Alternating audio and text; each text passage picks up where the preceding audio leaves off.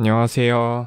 의심많은 도마입니다. 오늘은 권력에 대해서 좀 이야기해 보려고 해요. 11조에 이어서 자꾸 민감한 주제만 다루는 감이 없지 않아 있는데, 사실 제가 정치권에서 일하면서 느낀 게 정말 많은데, 그 중에서도 특히 권력이 뭘까에 대해서 되게 많이 생각을 했었어요.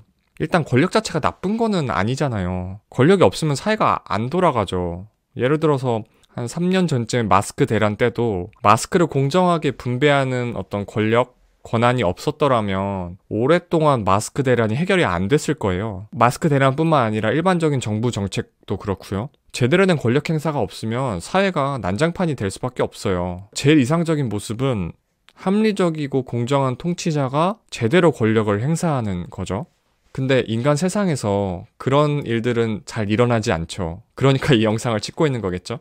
여러분, 왜 권력을 잡으면 사람이 바뀔까요? 그런 경험 없으세요?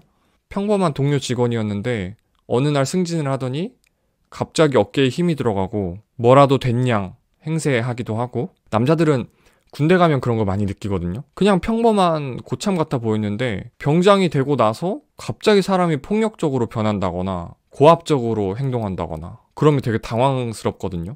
저는 정치에 대해서 관심을 가지면서부터 되게 궁금했던 게, 도대체 왜 정치인들은 저렇게 권력에 목을 맬까?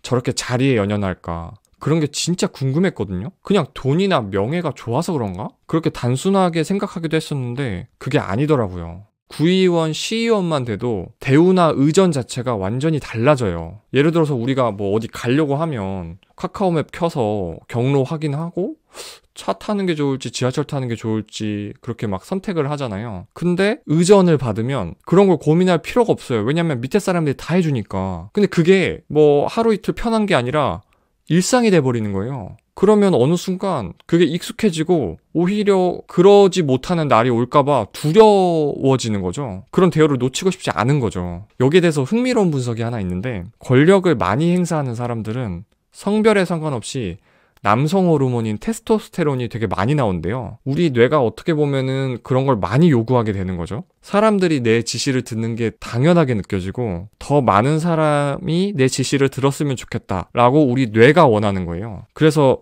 켈트너라는 미국의 교수는 권력 중독자의 뇌는 전두엽이 손상된 환자의 뇌와 비슷하다라고까지 이야기했어요. 분석 결과가 그렇대요. 또 다른 실험도 되게 흥미로운데요. 사람들을 두 집단으로 나눈 다음에 한 집단에는 권력을 누려본 경험을, 또 다른 집단에는 권력에 의해서 지시를 받아본 경험을 떠올리게 했어요. 그러고 나서 자기 이마에다가 알파벳 E를 그려봐라 라고 지시를 했는데, 이게 진짜 신기한 게 권력을 행사해본 경험을 떠올린 집단은 자기가 보기 편하게 알파벳 E를 그렸어요. 그러니까 상대방이 보기에는 그 뒤집힌 E가 보이는 거죠. 근데 반면에 권력자에게 지시를 받아본 경험을 떠올린 집단은 상대방이 보기 편하게 알파벳 E를 그렸어요. 상대방의 처지를 생각할 줄 아느냐, 그렇지 않느냐가 그 권력을 떠올리는 것만으로도 달라지는 거죠.